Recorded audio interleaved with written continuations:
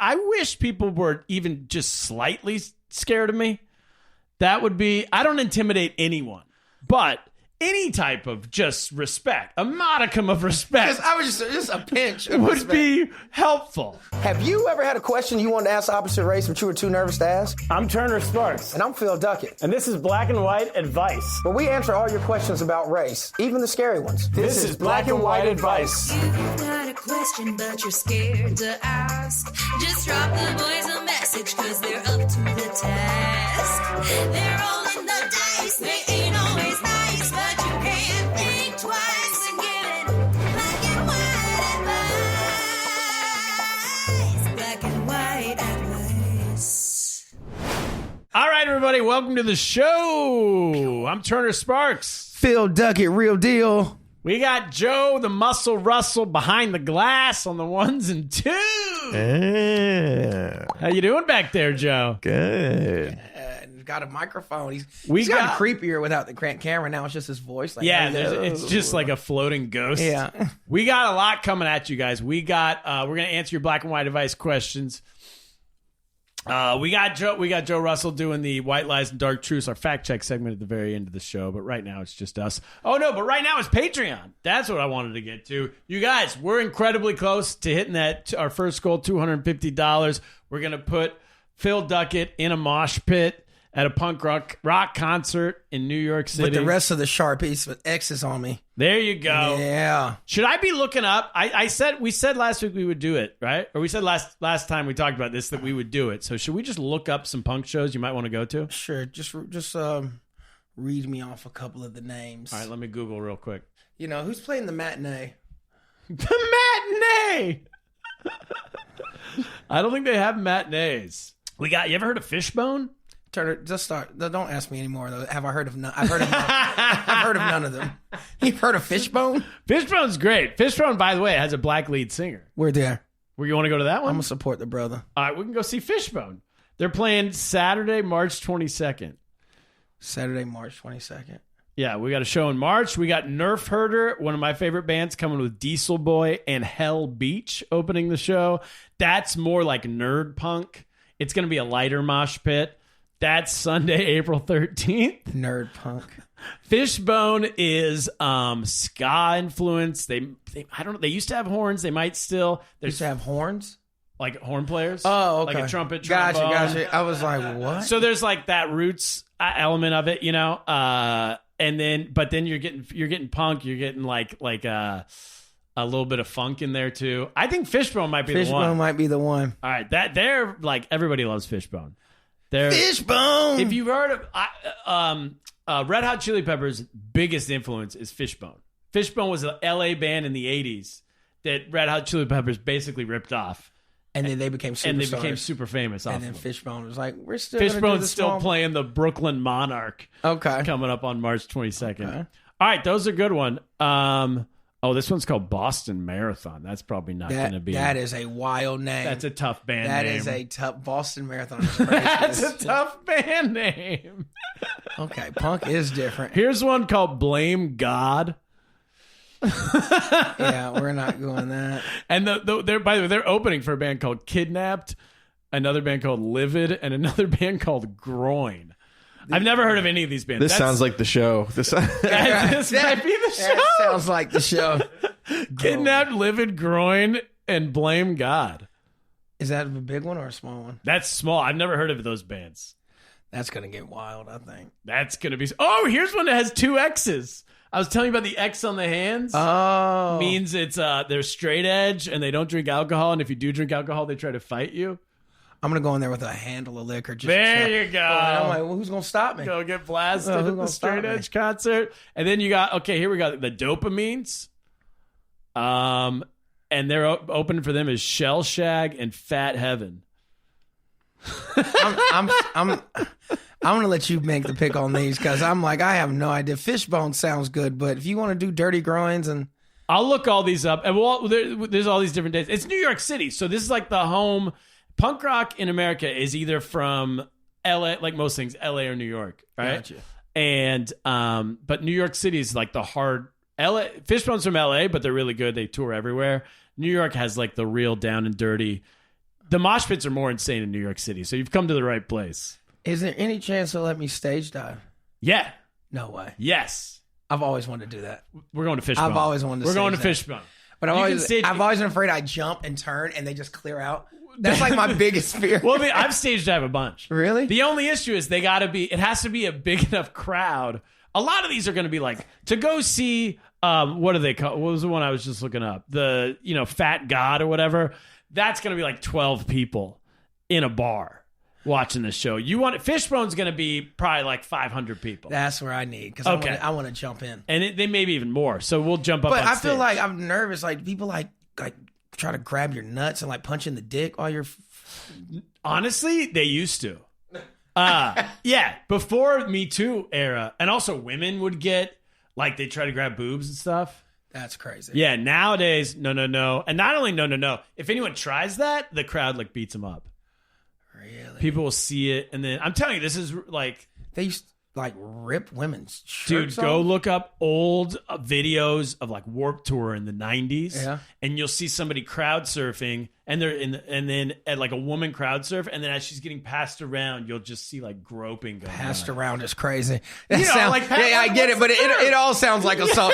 As they passed her Or around, the, they groped her. I'm like, oh. Woodstock 99. I saw Remember that video. That was documentary. like widespread. That was different. That was crazy. They didn't have any laws out there, though. I mean, it was... Not only did they not have any laws, I was watching, there's a documentary about it. I saw it. And about how, like, just everyone got, can you say it on YouTube? Everyone got R'd when they were there. Yeah. And I'm watching this, I'm on an airplane, I'm watching the documentary, and then they're interviewing people who were at the show. This documentary is from like a year ago. And then guess who pops up? Who was at the show? Jessica Levin. She was in the This Woodstock. comedian Jessica Levin, who's hilarious, and she goes, "Yeah, I was there. I was hanging out, fucking hammered." And they're like, Yeah, I fucking saw it. Yeah. Fucking pussies. "Yeah, exactly." they're like, what did you think? Everyone was getting, molested. She goes, "Oh, no one molested me. I could have used. Must be nice to get molested at a Warped Tour Woodstock 99." I swear to God, I'm on an airplane. I take a picture. I pause it. I tell everyone around me, I'm like, I know this girl. I take a picture of it. I send it to her immediately. And she's like, oh my God, I didn't even know that was out. Yeah. I didn't even know you could get it anywhere. I'm like, you can watch it on Delta flights. That is amazing. Yeah. Somebody molested me. The crazy part is I can hear that being said. Fucking bunch of pussies. She's like, I was hanging out in the porta potty the whole time. Nobody came in. I was waiting, unlocked. Left the door. It was on green the whole time. The porta potty was on green. That is so fucking Must be insane. nice, Must be ladies. nice, lady. God, that's so funny. Woodstock 99. I think if you know her, it makes it even funnier because it's just like so on point. It's It what is she- so- yeah, it is it's so her on whole- point. She could be a guest soon. We gotta have Gotta her. have her. Yeah, I actually thought about having her on. I was thinking about like having her on this week, and Ye was like, I hope she won't mind me saying this. Ye was like, I don't know, it's gonna be real loud in there with her and Phil and you. She's like, you're the three loudest people I know, all in a room, Yeah, just screaming. there's not a lie told.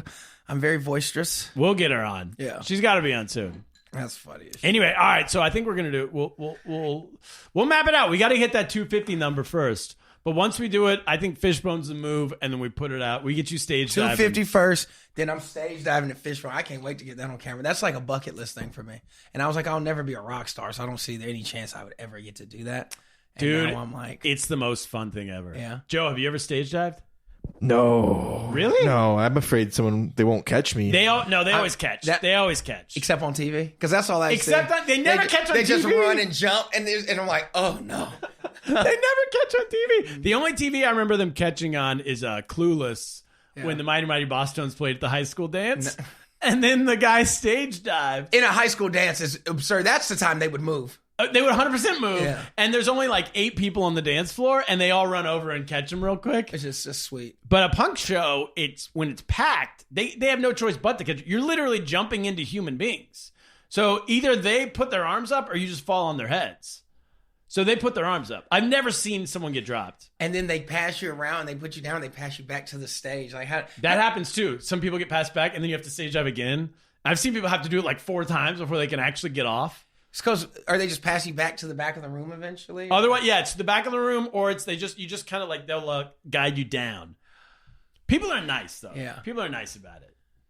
Gosh, that has kind of changed my excitement about this. I'm like, you're gonna stage dive. I'm definitely gonna stage dive. Wow. In some Doc Martens, just fucking. We gotta get you kick Docs. somebody right in the forehead. Gotta get you Doc Martens. Yeah. Oh, all right. I'm hyped now. Yeah. This is way better than what's going to happen to me. We just said that for the next, we talked about it on our Patreon show last week. And if you want to, go to patreon.com/blackandwhiteadvice. Put in money to get us to 250, but also you get our bonus show every week. Yeah. Right? When these mics turn off here, all of our Patreon listeners stick around and they get to listen to an extra 15, 20 minutes, whatever it is, of us hanging out, coming up with ideas. And we were talking over there last episode about how what I'm going to do at 500 is going to be the next one we get to. Turner is going to be a rapper. I'm going to be a rapper. Well, it's better. The first idea you came up with was having me get jumped into a street I gang, wanted you to get jumped in by the Bloods. which apparently is possible. It is, but then you'll be an active member and you might have to put in I think getting punched in the face. You might have to put in some work after you get your flag. Yeah, so we're not doing that. All right, so a little safer. We're going to go to the studio, record a song, and then we're going to shoot a music video for that song. And we're going to put it out on Patreon. And it's going to be on Patreon. A rap song. Yeah. They call me Sweetness and I like to dance. Stop it. Super Bowl Shuffle. You know what? Here I'm about to just turn into Drake. I'm going to ghostwrite for you. I'm going to ghostwrite some shit. That would be great. Because I'm like, because if you come out with a do, I'm like, that ain't it. Remember in, what's the NWA movie? Straight Outta Compton. Straight Outta Compton when Eazy-E's trying to rap. And he keeps messing up and it takes him like all day to get one verse out. And if it was that hard for him, imagine what it's going to be like. That's what it's going to be for me. My name is Turner and I'm here to spark. All right, we'll be right back with your black and white advice questions and answers.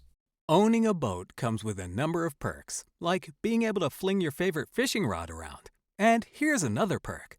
Geico's boat insurance covers your boat and your belongings. And with specialist support from agents that are as passionate about boating as you are, there's so much value that you'll want to high-five someone. But not while you're holding your fishing rod. That's a prized possession. So hold on tight with both hands and keep it covered through boat insurance. Get more with Geico.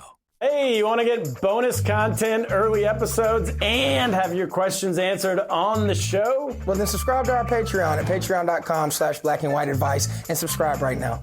Do it, and we'll give you a shout out on a future episode. And I might call you the N-word.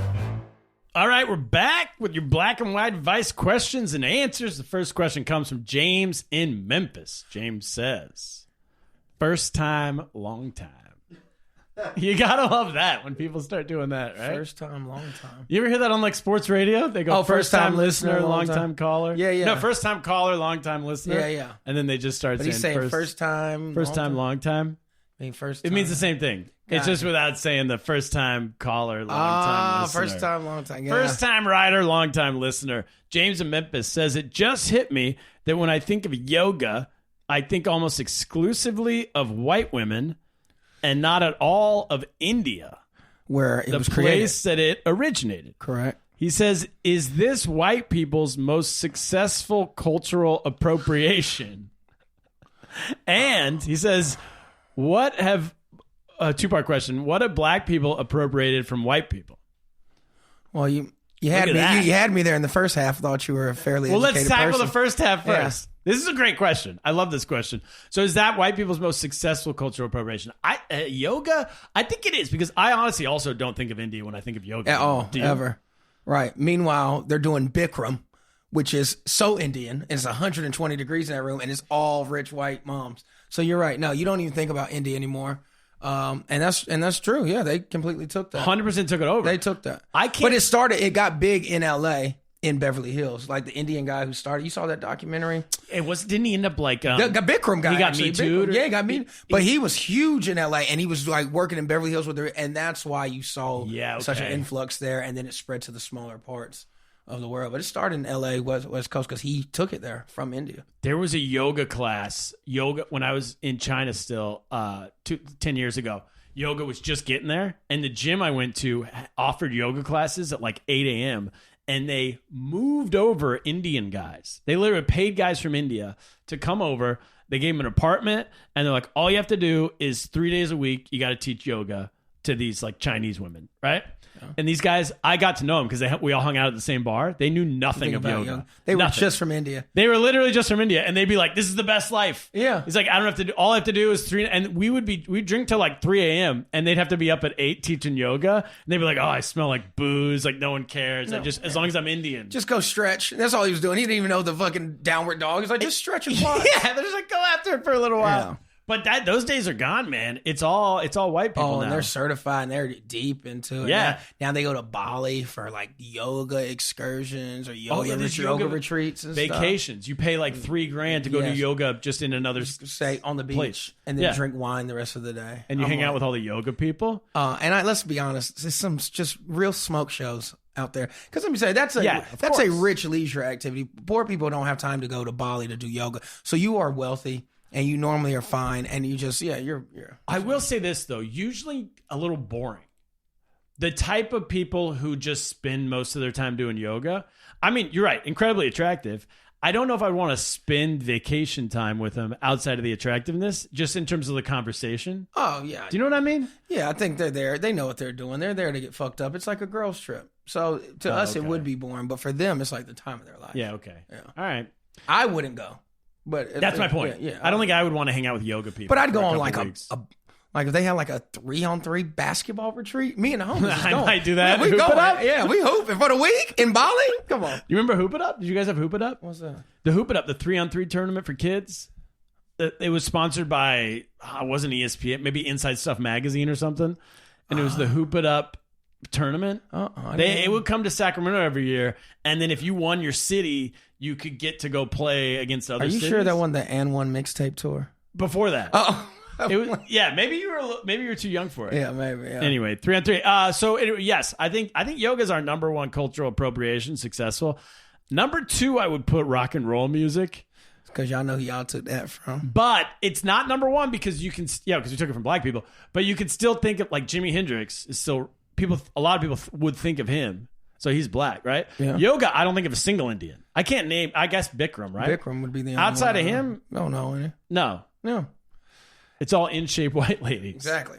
And what have black people appropriated is what he wanted to know, the next part of this question. Yeah, and the one last thing is yoga pants. Oh, specifically. Game changer. Do you want to talk about changing the lives of many? We live in a special time, guys. We do. I'm telling you. These women would have been stoned to death 50 years ago. And now honestly, God. And the thing is, it's like, what's it called? Fabletics or where they're wearing workout clothes as regular outfits. Yes. And I'm not going to lie. I don't hate it. I've never hated it. Do you remember the first time you saw, I know where I was. I thought she was a porn star. I did. I was like, that woman doesn't have a dress on. Yeah. Skirt. Because there was an era when women would wear yoga pants, but underneath a skirt. Yeah. And then one day the skirt just disappeared. Yeah. And all of a sudden it's just, you walk your leggings. Yeah, leggings. But on an airplane. Yeah. Like just in public. I mean. And you're like, well, that's a wild move. And some of them, they're just like, wow. Well, and then we just went for Christmas. We just went to the Cayman Islands. We're flying down there. And Ye was like, I'm the only person on this flight without, it was all the entirety of Long Island dumped onto our airplane. I felt so bad for the Caymans because it was just Long Island dumping into screaming at each other, dumping into the Cayman Islands. But all the women were wearing yoga. She was the only person without yoga pants on the whole thing. Just class. Good job, India. Yeah, good job. I don't know if they did the yoga pants. I don't know if they had anything to do with the pants. They're probably making them. They're probably...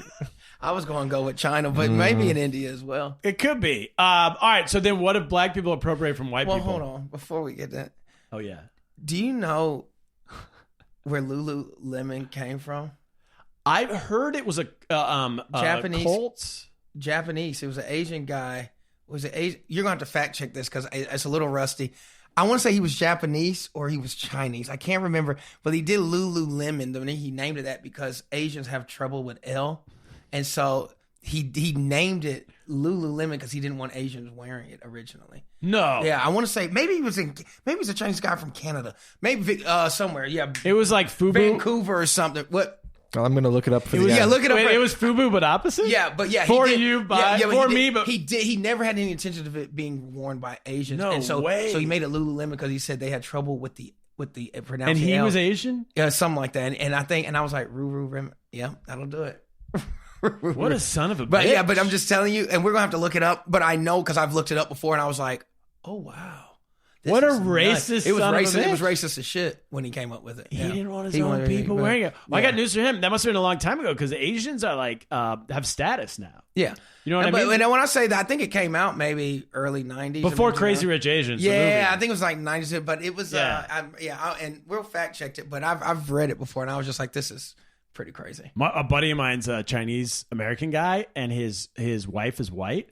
And they came to see my show the other day, and I talk a lot about Chinese wife, white guy, you know. So we're hanging out after at the bar, and he was like, "Oh, they were both like, we got to tell you the stereotypes that are the opposite when it's like an Asian man and a white woman." I'm like, "Yeah, hit me." He goes, "Every time we go into like a designer store, they just assume I'm rich."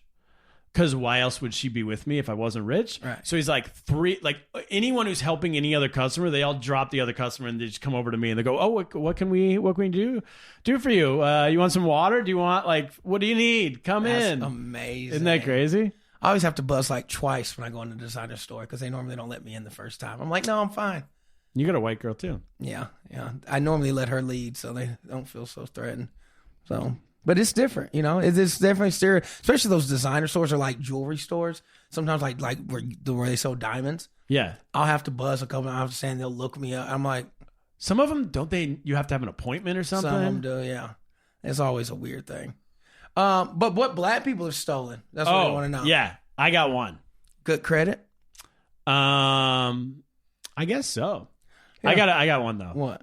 It's gonna infuriate you. Please. Basketball. Dr. James Naismith in a peach basket invented the sport of basketball. And for the longest time, it was just us.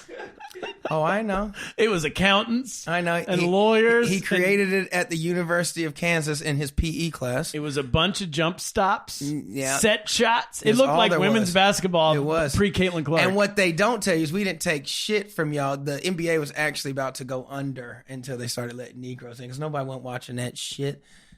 Is that true? What about the ABA? ABA, I felt like was the more, because that was more like the Philadelphia 76ers, Dr. J. Which is when the merge That had came more of the because funk it to helped it, save right? the NBA because that's what the merge did. It helped save. Who it. was Chocolate Thunder? Daryl Dawkins? I'm not sure. Chocolate. You know what I mean? I've heard that was Daryl his Dawkins, nickname. but I don't know if that was his name. And Dr. Dunk. No, Dr. Dunk might have been Daryl Dawkins. I don't follow the ABA All Stars. You're not an ABA guy? No, that was a little before me. I too. think Clyde Frazier might have been ABA. They all were. Walt Frazier, Walt Frazier, Dr. Walt Frazier. J was in the ABA. Yeah, Philadelphia 76ers. Yeah, a Jelly lot of Bean them. Bryant, Kobe's dad. Kobe's dad before he went overseas. Yeah. Yeah, and that's, but you know, I don't take away from the greats because I'm an avid basketball fan. So even when you watch like old school, like there were white players who were like Jerry West, he was nasty for that time. Like, Yeah. but forget all that. Pistol Pete is still one of the coldest Oh point my guards to God. ever do it. Yeah. And he was playing against black people. So we ain't even gonna do that. You know what I Yeah. mean? But you're right. We did take it and revamp it. Saved y'all. Revamped We it. revamped it for you. You know what I mean? Add a little Basketball spice. 2.0. Yeah, a little razzle dazzle. That's the number one thing I could think of. I Yeah, couldn't that's think of actually really anything good. else. And yeah, it is infuriating but it's the truth. We did take that. All right, should we go next question? Yeah. We got Spencer in Eugene, Oregon. He says, during the early 2020s piety renaissance in America, there was a 6-month period where every church, parent-teacher conference for my kids, and Little League baseball game I attended did a, in quotes, land acknowledgement. Then, around 2022, it all went away. I just like to go on the record. I don't know what the fuck he's asking. Okay. My question, let me finish the question and I'll explain. He goes, my question is, did land acknowledgements ever happen in black communities or was that exclusively a white thing? Okay. Land acknowledgements. Joe, do you know what this is? Land I think like before like a sports game, someone goes, just so y'all know, Yes. there used to be the Haktua tribe who used to be here, and now we built this stadium. The Hawk Tour tribe. Yeah, we're all on the ancestral tribal land of the Haktua community. the natives, and we need to do a prayer for them before we do this, strip show or whatever you we're mean doing. white people just feeling bad for all their history? So there was, I remember this. There was like a 6 months, maybe a year, wherever I went, they would do the same thing. They go, "Welcome to my church." Used to do it in Brooklyn Heights. Welcome to the First Church of Brooklyn Heights, and on the ancestral land of the Arapaho natives, or I don't even remember who they were. Y'all want to do everything but give us reparations. And then they would, and then you had to acknowledge, yes, we're bad people. We shouldn't have done this. Are you serious? We don't do anything about it. No one's donating. There's no money changing hands. Just say you're a piece of shit so we can get done with this. And then we move on with our day. Gotcha. Yeah. And my buddy was telling me his parents went to Syracuse University, but they're like boomers. They're like in their 70s. And he was like, "Oh, dude, all hell broke loose last weekend at this." It was like the 60th anniversary of graduation or 55th or something, And they were mad they weren't the Orangemen anymore. Oh, that was already infuriating, right? And then they're sitting there, and then there's like 150 70-year-olds, and they go, "Before we start, we want to say we're on the ancestral land of the blah blah blah tribe," and everybody's, "What? Where are we? Are we in the wrong place? Where is this? What's going on?" And they're trying to figure out, and people started there was I thought this was the Carrier Dome. Yeah, they're already confused. These are elderly people. They don't know where they are. So did this happen? Did this happen at any? They don't make us apologize. We was the ones getting fucked up. So no. This is the question. This is the old slave quarters. No. No, they Our don't slave quarters were on the ancestral lands. Right. We want to apologize. Right. They were like, they never make us go that point. far. They That's a don't good make point. us do that because they're like, no, they had it pretty fucked up. I think maybe we should not bring that up. But no, It didn't last long though, because ultimately it didn't do anything. I don't know. Like when you say that, no, nobody ever makes you stop and just acknowledge. But like, there's certain places that are like black burial lands that people believe are home, like in Georgia, Lake Lanier. Yeah. It's a known fact. Like people, I mean, they have like 4 or 5 drownings a year. One of Usher's kids died in Lake Lanier. Every time I'm in Georgia, I'll go swim in Lake Lanier. But Lake Lanier was built over an old black slave town, and then they dammed it up and flooded it and made the lake. And so they say you go down there now, there's still cars and things like that. So they're like, those are all those spirits. People genuinely believe it's spirits pulling people down in Lake Lanier. I don't mean this is very different. I don't mean to laugh. Oh, I'm like, that's the It's only a serious topic. That's the only thing I know. Like, this is once the land of. I'm like, the only one I know of is Lake Lanier. I don't in think we're Georgia. trying to pray away the bad spirits. Oh well, then no, we don't acknowledge. It's what more came. apologizing. When I say we, I mean like. Yeah, white people need to apologize because they have a lot to atone for. They normally don't make us apologize. That's a great point. Since we were kidnapped and brought here. So in Australia, they still do this.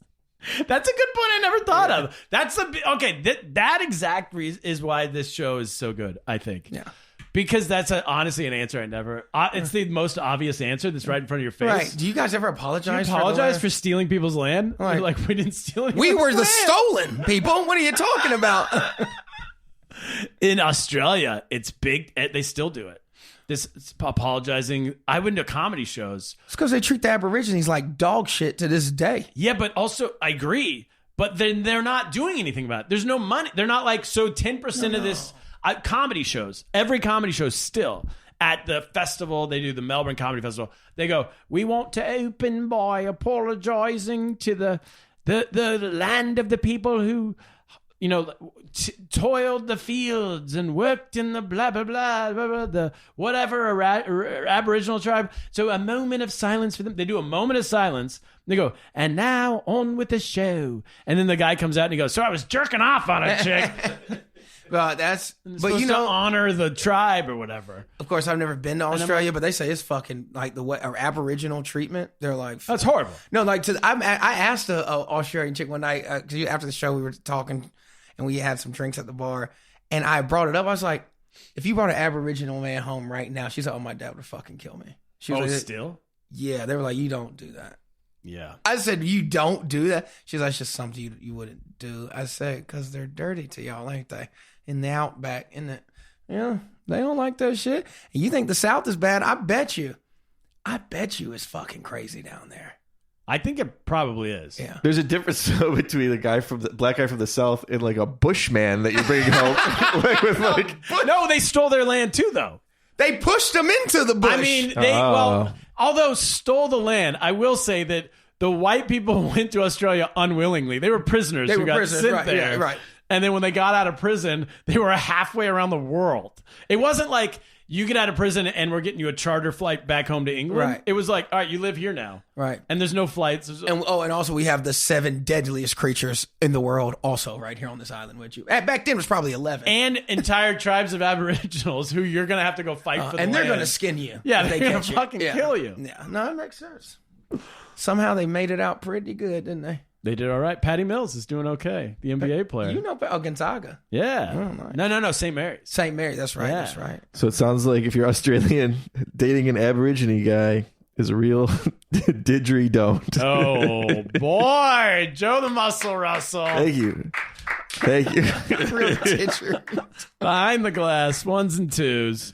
All right. It's a Patreon subscriber, Fun Kilo. Hey. What's up, Fun Kilo? In Phoenix, Arizona, he says, racism has a lot of misconceptions. What misconception do you wish people had about you? He said, for example... What misconceptions do I wish they had about me? Yeah, he says, for example, I wish people thought I knew Kung Fu so they wouldn't mess with me. Because, like, people think Asians know Kung Fu. He's saying it would be... He's a white guy. He's saying it would be good for me if people thought I knew Kung Fu so they wouldn't mess with me. I wish people thought I was packing a fucking niner. That's the best way I've ever heard. The best phrasing of that sentence I've ever heard. I think people do think you're packing I a was going niner, to say, though. I think that's not a misconception. They assume it, but some don't. Some like, I don't know about that one. I don't know. At least girls told me. They're like, can you fuck? I mean, I think that's... Girls have asked me that. They're like, Phil, can you fuck? I'm like, why was that? They're like, you just seem so goofy. I'm like, what the fuck type of shit is that? That's the curse of being funny. Yeah, dude. I'm like, what is it? They're like, I just don't feel like you would take anything serious. I'm like, let me get up in that thing and you tell me. I'm so sick of this women who like the strong, silent type. Right. The guy's boring. He has nothing to say. Right. There's nothing Meanwhile, going on up here. right, and I am goofy and I do have a good time, Yeah. but trust me, the penis works. All right. Yeah, being able to make a room full of people laugh. Yeah, laugh you right out of that Victoria's Secret. Come fucking with me. They're not mutually exclusive. Yeah. Doesn't mean But I've had that question. you're not packing a niner. Yeah. Packing a tour. I'm gonna go with the same. I mean, like, I'm more on the Fun Kilo side. I wish people were even just slightly scared of me. That would be. I don't intimidate anyone. You know, I think being intimidating. I'm not saying like people cross the street when they see me. You know, I'm not. But any type of just respect, a modicum of respect, I was just a pinch of would respect. be helpful. I think people think I'm intimidating until they talk to me. Like people when they say, because I don't like, well, I didn't realize, I guess I have like resting bitch face. Most of the time, like if I'm not, like if I'm just in thought, my face is like my dad. Like my dad, Yeah. You always thought my dad was pissed off. He'd be perfectly fine, but he would just hold his face. And I didn't realize this till my boys were like, "What's good? What's you good?" I'm like, "Yeah." They're like, "Oh, you look pissed the fuck off." I'm like, "Do I?" Yeah. So I'm just thinking. But a lot of people are like, if you don't know you and you don't know how goofy you are, like just looking at you. I said, well, I am 6'2" and black as hell, so I can see that being Yeah. a little. But yeah, and if I'm not talking or joking around, I normally do keep to my, like if I go to a new establishment and I don't know anybody, Yeah. I'm not that type of comedian. Like some people, Yeah, like I'm most not people, either. they're like, you don't seem like a comedian. I was like, because I'm not standing on the table. Because you're not on all the time. Right, and I hate that. But like, especially a lot of people, they expect that from a comedian. So with me, if I don't know you, if I'm not in a comedy setting, I'm literally just chilling. Like, and Yeah. people are like, you just don't seem very comedy like. Ugh. I'm like, cool. I get that too. Yeah, I'm like, that's cool. You trust me, you don't want me to seem comedy like, because those people suck. Yeah, you want me to be tap dancing Yeah. all the time? So what's the deal with ESPN? No, hey, bro, this is just- wacky. Yeah. What are the hors d'oeuvres? Yeah. Why is it spelled with an H? I hate those people. Yeah. Just be a normal. Yeah, and people will always tell me after a show, they go, if they've known me from some other aspect of my life, they're like, wow, I didn't know you're going to be so funny and animated. I'm like, yeah, because that's on stage. Yeah, that's my job. So Yeah, that's what I do for a living. Yeah, that's what I do. No, I get. That's how I am. All right, next question. Kim in Charleston, South Carolina. What up, home girl from the home state? Charleston, yeah. Kim says, I'm black and my kids are in junior high and go to a school with a lot of white kids. To prepare for this world my kids are now in, I need to know at what age do white parents let their kids cuss in front of them? What age? Yeah, you gonna have to answer that. Yeah. Okay. So I still don't cuss in front of my parents. Which is just, I respect that so much because y'all don't get spanking. So the fact that you We don't did. cut, y'all did? Yeah. Oh, Turner. Yeah. But my mom denies it to this day. She has no memory of it. Really? But I've talked to my brother about it. He's like, have you realized that mom has amnesia about the fact that she used to spank us when we were kids? I'm like, yeah, it's so weird. But she'll say it. She'll be like, did you know these other people spank their kids? Oh my gosh. And you're We're like, like, you did it. Yeah. And she's like, I did not. But I also remember when I got faster than her and I could run away from it. Because we had my brother and my bedrooms were here, and then we had a connecting bathroom. But then there was the front, right, to go out to the rest of the house. So there was a circle. So once you got to 10 or 12 and you could run faster than her around that circle, you could just run her out. You could wind her. Wow. And then when she wouldn't catch up. That is white. I've never even heard of that from our side. Because, I got beat. Not spanked. We got beat. Yeah, we didn't get beat. Yeah, we got beat. Dog walked, if you will. What's up, Drew? And let me tell you something, bro. Them ass whoopings used to be so. I mean, they would beat you so good and they make you go sit in the fucking bathtub and shit. But I'm telling you, you want to talk about good sleep? I don't know. I don't know if I've ever had a really? better. It's a bit. You're worn out. You're exhausted. You just took a. Yeah, but don't you have cuts all over your body and welts stuff? and stuff? You sit in And that you can bathtub. still sleep with that? The way Would you it hurt cry- to move? No, that's what I'm saying. You've cried, and first of all, you sat in that bathtub like, and you hear, shut up before I come in and give you something to cry about. You're like, oh. And for my sister, see, that's the thing. I hated getting spanked. My sister was a gangster, so she would take the spankings over getting grounded because they'd give her either you want to get your ass beat or you're not going out any week. And she's like, I'll meet you in the room. So she could still hang out? Yeah, she's like, well, Mike, she said, Phil, it lasts for 3-5 minutes. She said, then you're done. I said, Keegan, Oh, but it they hurts. beat the shit out of me today. Oh. Yeah, then she was like, well, you're a pussy. But I remember, bro. Was she older? Younger. My sister was a thug. I remember one time I tried to be noble, and I was like, I'm gonna be the good big brother. And I was like, I'm gonna take her ass whooping for us.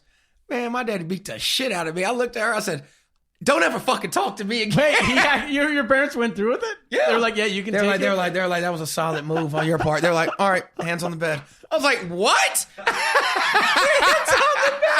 You're like, this is an empty gesture. Right, it was. It really was. And they were like, all right. He's like, say, as long as I get my pound of flesh. Oh my God. Yo, I'm telling you, this shit used to be so crazy. But I tell you, when you say you get quick enough at a certain age where you can run. Yeah. But we all hit that puberty. Where But my dad wasn't a college basketball coach. Right. But the thing is, God rest my father. So we used to prefer my dad to whoop my ass over my mom. And given my dad was organized with the ass whoopings. Okay. He would tell me beforehand, he was like, all right, what's the offense? My mom would tell him, he was like, all right, you getting 6 lashes or 6 licks. It's like Singapore. Yeah, 6 licks. He was like, hold on. He said, hold on to the bed, look at the wall, don't look at me. He said, every time you look back at me, I'm at another lick. So I'd be like, all right. So I would just muster up and just, I was like Denzel in Glory, that one scene. With just one teardrop. But I remember that, and I was just like, just be a motherfucking gangster, bro. Don't be no bitch. And I was like, because if you don't add more, so I would just do it. My mom was ridiculous. So she would just hit, and then she'd bring out a Bible verse. Psalms. If she called Psalms, you're like, oh, I'm going to get beat for 15 fucking minutes. That's the longest verse. And she wouldn't, because every word was a hit. Do you know what the difference was? Is that she was the one, your dad was just administering it. Yeah. But he wasn't there when it happened. Yeah, so he was like, what happened? There was no emotional attachment. I want peace. Yeah. So I'm going to do is that. My mom had been dealing with it all day. But I remember one time, and I know this is going on way too long, but I have to. No, go ahead. One time, bro, you hit that age where you start feeling yourself. You got a little hair under your arms. You put on deodorant now. I'm a fucking that's man. what I'm talking about. I'm a fucking man. Yeah. The difference is in the black community, and this is not just my mom. This is because I've talked to plenty of black people. I was like, you ever been getting an ass whooping and then you catch the belt? Because she'd be in it and you catch it and you look. And my boy was like, worst mistake. I said, it's the worst mistake you can make. Because now she goes 10 times harder. And not only that, after she beats your ass, she calls everybody. Your son tried to hit me today. And you're like, what? She calls your dad? She calls whoever. My grandma, your son bowed up, thought he was grown, tried to hit me. And you're like, hit you? God. I caught the belt. I figured that got to be like a bonus point or something. Yeah. The agility of this. Yeah, just caught it. Hand burning, like, Yeah, oh my God. No. Yeah. And what is your, if you're getting beat, or say your sister's getting beat and you're in the other room, but you're not in trouble? I'm in there laughing. How does that feel? Depending how bad of the ass whooping. There's been a couple times I've gone in and got mom. I was like, hey, you need to calm down. Oh, really? Yeah, you need to calm down. And she was like, you want some of this? Oh, God. I'm like, It's like fuck, a prison guard. if I have to. But I ain't going to let you beat up on my dog no more. You know what I mean? Oh, my But my God. mom, looking back, it's crazy. My mom's like, I think I beat y'all too much growing up. I said, you probably did. There was a couple times. Jeez. Yeah. But nah, dog. It makes a man out of you. All right, should we get back to the question? Trauma bonded. Yeah, let's get back to it. The question was, what age do parents let their kids cuss in front of them? So like I said, I've never cussed in front of my parents. For white people, I've never cussed in front of my parents. But I remember, I want to say starting when I was like 10, you would go over to other kids' houses, and depending upon how liberal their parents was, I think I've sort of talked about this before, how liberal their parents was, the earlier they would start. The more liberal, the more early they would just start cussing out their own parents. Because I want you to be able to express yourself. It was Is that. what Yeah. Get all your feelings out. Get your emotions out. And they would just start. You see a kid scream in their, like, F their parents, scream in their face, you know?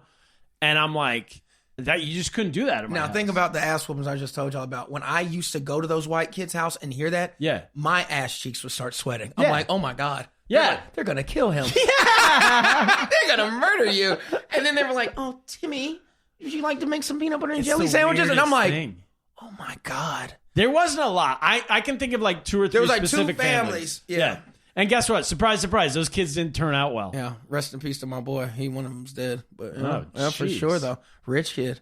Really? Really rich kid. Yeah, I used to do that. He overdosed. Phil, did gonna say drugs. your mom or dad ever hit anybody else's kids, like in your family, like cousins and stuff? All the cousins, any cousin. All the cousins? No, anybody. But that was a rule, and that was for me too. If you come to this house, you live by these rules. Same with if I went, but like so if they came to our house and they messed up while I was like with us and we were playing around, everybody getting. My mom spanked a cousin or two. Yeah, and then we'd go over there, and my aunt beat the shit out of me for. Yeah. I remember one time we were playing around because my grandma's house in the country, they had like this heater, this portable, not like an old school heater though, that had like real flame, got real hot. Yeah. And they used to sit this pot on top of it and put potpourri in it with water so it would heat up and make the house smell good. Yeah. And I remember one day me and my little cousin, we're 6 years apart. So I'm like, I'm 12. He's 6. So I'm damn near too old to be playing. But we start playing tag in the house, fucking around because we were bored. And my grandma was like, don't run around that hot pot no more. It'll ruin you. You'll be scarred, burned for your life and mutilated. And so we were like, all right. And then we kept playing. And she was like, I'm not going to tell you again. So she raised her voice and she pointed the fly swatter at us because that's what she said, run again in this house and I'm whooping everybody in here. And so, okay. So we didn't run, but then we did one of those quick tags like that. Like this. And she saw it. Not only did she get us lined up, she called my sister and my other cousin, the girls, like the girl cousins. She lined all of us up. She said, "Now turn around, everybody," and just went down the line, whooping ass. She beat the girls who had nothing to do with the it? whole, yeah. Beat the whole house. Beat the whole house. And the 6-year-old boy? Yeah. Hell yeah. I think you could go to jail for that these days, right? These days, probably. You can go to jail for pretty much any type of discipline these days. Yeah. But yeah, back then, no. It was. I love how your girl cousins are just like playing whatever video games, and all of a sudden everybody in here line up. All of a sudden they get beat. Yeah. They're like, we don't even know what's going on. But it was my grandma, so it wasn't like my mom. Because my grandma was sweet, but it's still my grandma never hit me before, so it really like made me like hurt my feelings Emotionally. I was like, wow, you really gonna beat me for real? And it was a little light one, but nah, that's crazy. Let me ask you something, Turner. Yeah. What age did you start cussing? Not at your parents. What age did you start? You don't really cuss now, though.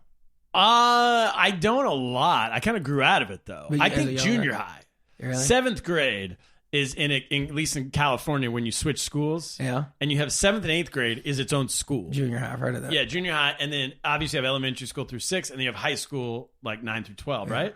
The middle, that 7th, 8th grade, junior high, no one cares about you. The teachers don't care about you. The state doesn't care about you. It's like they're just killing time till you get to high school, and that's when you actually have to study for college and everything, you know? So my parents, I remember being pissed at the school because like the cops were at the school every day, This is like a white neighborhood in suburban Sacramento, and kids were getting arrested for drugs every day. Every day. Really? And because everybody had an older brother who had something, who could get him something. It was the biggest school of screw-ups you could ever find, and everybody cussed.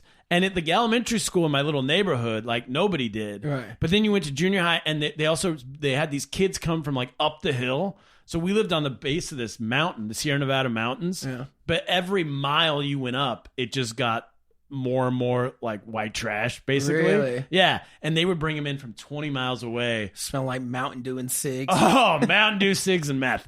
These 7th graders. And they would smoke cigarettes, I remember, outside of school. It's the first time I'd ever seen anyone do that. Right. And like, they were 12-year-olds, Yeah, you know? And then they would come in like cussing and everything. So if you wanted to be cool, you had to like, we thought they were cool. Like, we were trying to fit in with the trashy kids. Right. That's of they course. should have been fitting in with us, but it didn't work out that way. Yeah, that makes sense. So I really let loose for a couple years there. I remember What about you? by the time I started cussing around probably like 4th grade, I think, 3rd or 4th. But I started cussing good around 6th grade. Really? You got good at it? I was bad at it in good 7th grade. I don't even know what I was saying. Yeah. I was saying stuff that probably didn't even make sense. I remember I had a buddy who was bad at cussing. He just like doing it. He was like, fucking shit, cunt, bitch. And you're like, what? But when you're bad at it, you think you're pretty good. You flowing with it because you're dropping everything. I'm like, that doesn't work, though. You know what I mean? But no, I remember the cussing. Yeah, I got good at cussing right around 5th, 6th grade. If my advice to kids would be get good 5th, 6th grade so that when you hit 7th, you're running. I mean, you cutting people's ass with that tongue. Yeah, you're cussing at the teacher. All right, don't listen to Turner, man. You're going to get you put out. No, there's something to be said for getting detention on purpose early in junior high. So everybody knows. I don't want us to encourage people to get detention. You're going to get somebody left behind. I'm just trying to help kids out how to be cool. You want to be popular. Yeah. I'm not saying all the time, but you get it once or twice just to let them know. Yeah. It's like first day in prison. What do you say? You have to beat somebody up? To beat the biggest guy's ass or punch him around. Yeah. Senior year of high school, I had detention every single day. Every day? Well, it was 1 day a week. Detention was on every Friday. Oh. They didn't offer it 7 days a week? Or 5 days a week? Just Friday, and they kept you till 6. And you had it every Friday? Every Friday my senior year. to the point where I didn't have to look. I was on the schedule. Because I went to a private school. It was uniform. And I refused to tuck my shirt in. I was like, I'm not doing it. And did they, because at my... So every time I'd walk in, like, Duckett, detention. I was like, and did it compound? Like they would say, they go, Duckett, you got detention. You go like, I don't want, that's it, you got 2. All right, one more word, you got 3. This and is then Ferris Bueller's Day Off. My another school, one. They would do that at my high school. Oh. I went to a Catholic school. Oh, okay. And they would also, I knew guys who had detention. It would be like February 1st, and school would end in middle of May. And they had we had 5-day-week detention, and they had more dates than days left in school. Yeah, because of that stuff. There's another one. There's another one. Yeah, there's another one. Thank God I didn't get that bad. But no, it was miserable. It was a good time. All right. Damn it! I had so much fun with y'all today talking about my traumatic childhood. But it really, I don't even think it was traumatic. Like white people, when I tell this, y'all's jaw drops. Anytime I tell a black person that, they're like, dog, let me tell you how my mama beat me with this extension cord. I'm like, word. All right, well, but we are going to, we can continue it on the Patreon. We got more Patreon stuff for all of our Patreon subscribers. All done. If you're not subscribed and you want to hear the end of this conversation, go to patreon.com/blackandwhiteadvice right now, and you'll get the end of this episode. Last thing we got to do before we get to that, Joe, white lies and dark truths, our fact check segment. What do we get right? What do we get wrong today? Talk to me, Joe. All right, folks. The first pair of yoga pants Lululemon sold in 1998 were a simple item for women to wear at the studio. In 2014, teenagers began to prefer leggings over jeans. 2014? Yeah. Then people started wearing athletic clothing to run errands, and now people are just wearing them in the office. Yes. But what about the owner? Did we find out about the Lulu? Oh, let me find that out. Because I didn't make that up. I You read think he was a Japanese guy in He was Canada, an Asian in Canada, Yeah, maybe? and the reason it was to deter Asians from buying That's Lululemon. insane. And while I look that up, I'll tell you one more fact. Despite opposition from medical and social service professionals, as of 2024, the spanking of children is legal in all 50 states. Wow. It's legal? America ain't lost yet, boys. We're back, baby. Oh my God.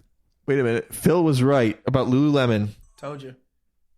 Lululemon's founder, Chip Wilson, chose the name to make it sound Western to Japanese buyers and make it difficult for them to pronounce. What an Told you. asshole. Wait, but also, the only part is his name's Chip Wilson. So he was He might have been white dude then. What a... Was he in the Beach Boys? I don't know. No, I had the fact that he was an Asian man trying to deter his own, but I knew it was a racist thing behind it for sure. Jesus, what an asshole. I do like that he was he the bass player? He was Brian Wilson's brother. He was one of the Wilson brothers in the Beach Boys. Wow, what a piece of shit. Yeah. Oh, I'm so glad I've never worn Lululemon. Yeah, right. All right. What? Oh, yeah, so we got to it. So that's it, everybody. That's the show for all you Patreon subscribers. Stick around. Everybody else, if you're not on board, get on board. Patreon.com/blackandwhiteadvice. Stay black. You've got a question, but you're scared to ask. Just drop the boys a message, cause they're up to the task. They're rolling the dice, they ain't always nice, but you can't think twice and get it. Black and white advice. Black and white advice. All you homeowners have unique needs. Some feel the need to paint their door a vibrant shade of blue. Others have the need to decorate their bathroom with fish, anchors, and other nautical items. And because each homeowner has unique needs, Geico helps you get the right coverage for your home and what's in it. That way, you get exactly what's right for you, even if your needs are unique. Get more with Geico.